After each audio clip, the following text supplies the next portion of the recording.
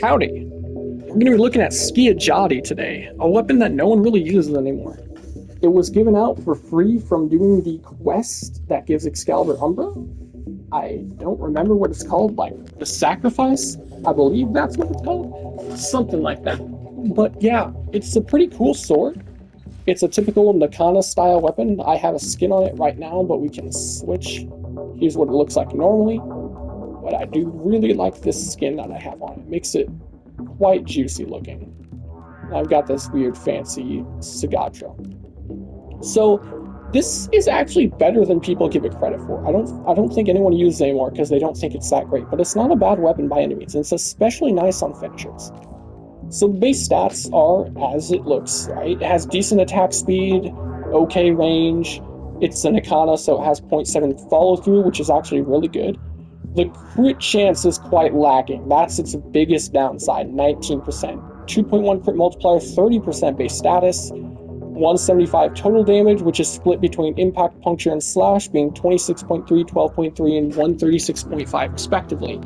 Obviously, slash is the highest, so it's a slash-based weapon, and that's what Nakanas shine at anyways. Blind Justice, don't use any of the stance. This is the best. It's got really good attacks, good multipliers, and I believe it has forced slash procs somewhere in it. I could be wrong about that, though. So, this build is actually not perfect. We're going to take everything off of this. You can really build Skiajati in two ways that are going to be effective. I mean, you could force melee influence on it, and that would be super powerful, but that's because melee influence is broken, not because of Skiajati. So I would not recommend doing that. If you're going to go melee influence, there's better weapons to do melee influence on. It does come with two umbral polarities at base. So that's nice. It makes it easier to put both sacrificial mods on, so that's definitely what you should do. Both sac mods, Blind Justice, and it has a unique trait. Finishers turn the wielder invisible for 5 seconds, so you can go invis on any frame as long as you can get finishers. This is actually super strong because of how powerful invis is for surviving. It's stupidly good to keep you alive. And that is what really makes Skiajati unique, is the ability to go invis on any frame. Now, we're just going to slap on typical stuff that you would put on for a build meant for splash.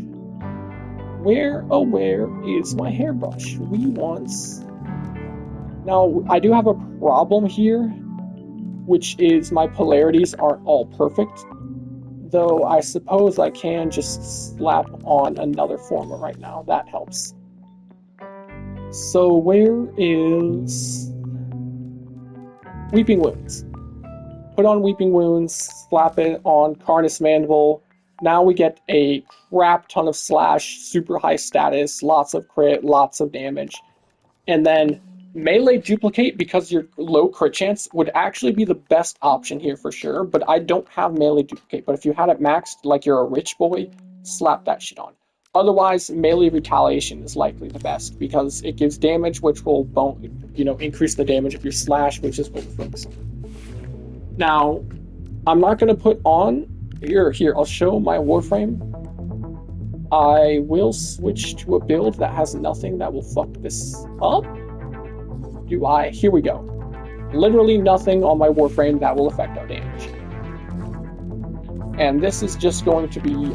wait a second, I just realized I forgot.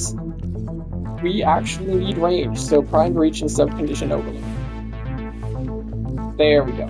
I would run condition overload actually over Harness Mandible, but I can't really fit that into this build right now. I don't think I can. Here, what if we remove Harness Mandible? Put this here? Yeah, no, I'm one short from being able to fit condition overload. Oh well, it is what it is. If you had it polarized correctly, though, definitely go condition over Carnus. That'll give you much more damage. So this is just the weapon. Panzer Volpophyla for viral would help significantly. You can already see we're getting a decent amount of slash procs. Attack speed would also help significantly, but a lot of the time when you're building into melees, you will probably end up playing a Warframe that gives attack speed. You can see it does pretty decent damage, but Nakana Prime would, or like the Dragon account, I think, would probably be a much better option here. So it is not bad for that. But what it really shines at, like I said, is the unique trait. So instead of building it for doing damage like that, you should build it to get finisher kills, which would be raw damage, in which case melee exposure would be great to get a ton of extra elemental damage to 40% corrosive after casting your abilities enough times. Definitely go that. Then you would want finishing touch, 60% finish damage. This is multiplicative with all of other damage, so this is actually extremely valuable. Definitely run that. You don't need Weeping Wounds here, so instead of Weeping Wounds, I still think Prime Breach is good, even though we're going for finishers. This just makes building our combo much easier, so it's very much worth having. Then we would want something for more damage. We can't put Prime Pressure Point, and we're not going to be applying statuses when we're like not really, since we're just doing a finisher and we want to get single hits, so Condition Overload isn't good. A Ribbon would be nice, but really almost anything works. I guess you could go Gladiator Vice for more attack speed, and you get more crit chance that as your combo builds up. So that's not a bad option. This is the general build. And we're going to be wanting to get finishers. You do have to have a way to get an enemy on the ground for a ground finisher, or you have to open them to a finisher. A Naros is a great frame that can do both. There's a lot of easy ways to get enemies to open up for finishers, but this is just some of the ways. So first we are going to need to build our melee combo. So we go in, we thwack the crap out of them. Now if you play a Naros, you can actually drop them on the ground and then finish them. Oh, okay, never mind. Ground finishers actually do not proc it. I thought they did. Well, I was wrong about that. Anyways, Desiccation can be used to open them to finisher. And then you fit... Oh, you don't even have to kill an enemy? I guess you don't have to kill the enemy to go invis. You can just finisher them. Yeah, the kill is not required. Just doing it makes you invis. This is obviously a horrible finisher build. I actually don't know how to build weapons for finishers. Someone told me in the comments once, but I totally forgot. Because, you know, I have that small brain. But as you can see, as long as you can perform a finisher, you're going to be able to go invis whenever you want. And that's quite nice. I showed it in my Ashe video, but it pairs extremely well with Ashe. So let's find Ashe.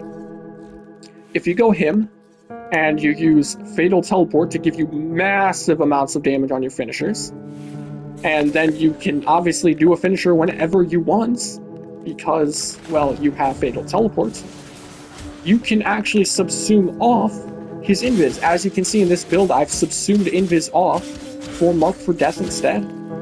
So now we can just go invis by doing this.